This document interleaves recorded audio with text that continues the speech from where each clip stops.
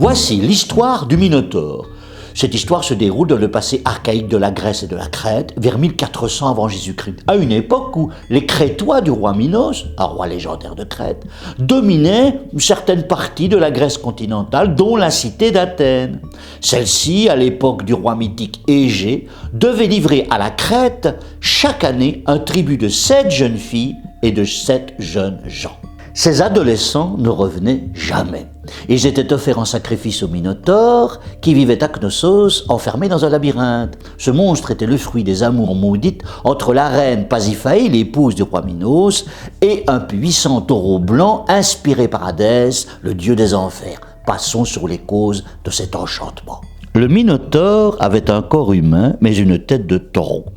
Cet être était le fruit donc d'une hybris, mot grec désignant une infraction de la normalité, un acte de démesure comme la relation de la reine avec une bête.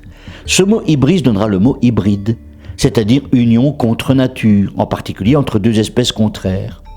Dans les temps archaïques, on ignorait presque tout des lois de la génétique et on croyait que les unions entre les espèces étaient toutes possibles, d'où ces êtres fantastiques comme les centaures ou encore le sphinx, au corps de lion surmonté d'un buste et d'une tête de femme.